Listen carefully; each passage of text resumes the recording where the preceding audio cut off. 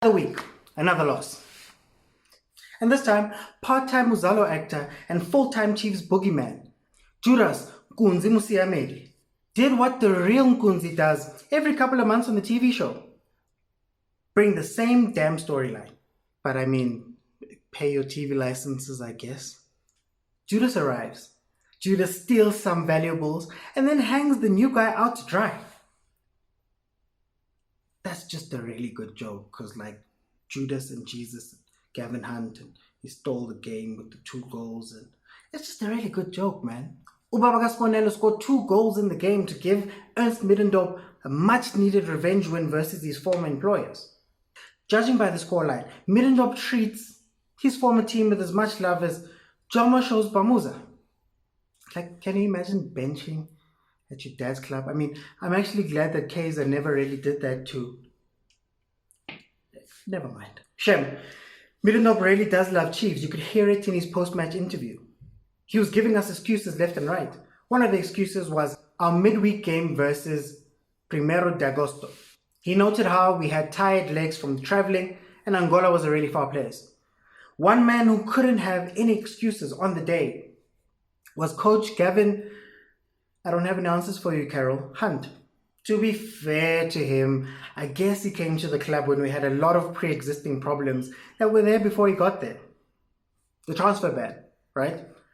Injured players, Bob Steak, lack of squad depth, and a bunch of stars that are called stars, but we all know that Gustavo Ferile maybe 2 years ago. I'm enjoying the fact that our matches are going from really bad games where we've just been outrun and overplayed, right, to generally boring affairs. At some point I thought that "Are you still watching?" message that Netflix has was going to pop up on Supersport, because between half-time and the first goal, I think I may have dozed off there a bit. We're still playing pretty safely. Gavin doesn't want to experiment much. Midweek we played a 4-3-3 that looked pretty good. But in this match,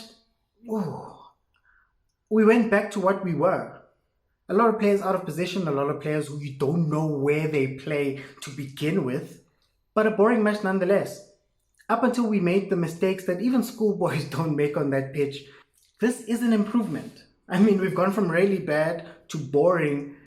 We win some, we lose some. It's an up and down season. But we still have some glaring mistakes from our players. For example, the first goal. Tshakuma gets beaten near post by Masocha Msiza. Basic defending dictates that you stay between the goal and the person you're marking. Not watching them get to the ball before you do on a near post cross. Basic errors. The second goal is no better. There's some things that professional soccer players are supposed to know when they take that pitch. I'll walk you through it. Number 1, know where you are. Pretty simple. But it seems Rama didn't know how far the goalposts were from him and that he was actually in the small box. Number 2, know where your other defenders are, aka good communication. There's so many things any of them could have said to each other. Caroso and Akpe watched Rama out of position and didn't tell him that somebody was behind him. And there's a few ways you can do this. I'll run you through some of my favorite ones. Number 1, man behind. Pretty simple. There's a man behind you. Number 2, check. Done. Check behind you. There's someone there. Number 3, booyah. Come back. There's someone behind you. And my personal favorite one is number 4. Yay!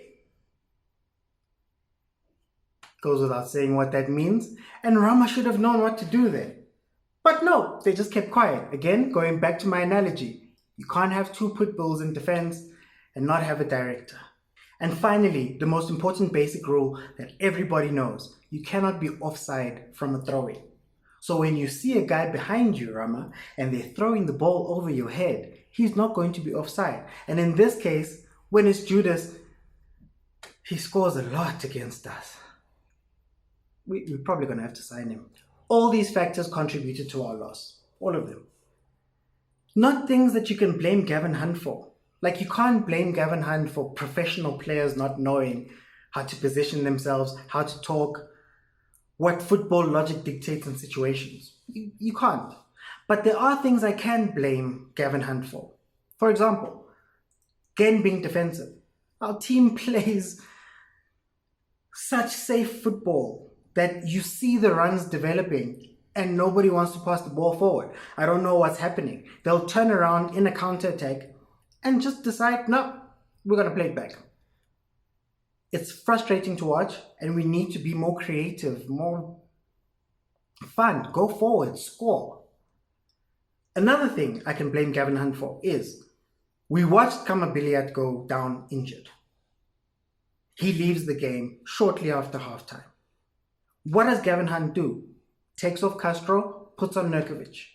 So who exactly is supposed to score the goals if we're now defending and 6 minutes after that change they've scored and we can't do anything about it? Real questions that need to be answered by Gavin Hunt. It makes no sense. It also doesn't help that we're 14. In as much as he doesn't carry some blame, does carry some, players carry some, at the end of the day, if your results are worse than your excuses, you're going to be fired. Already people are mentioning names like Eric Tinkler, because Eric Tinkler, the coach that a bottom of the league team gets.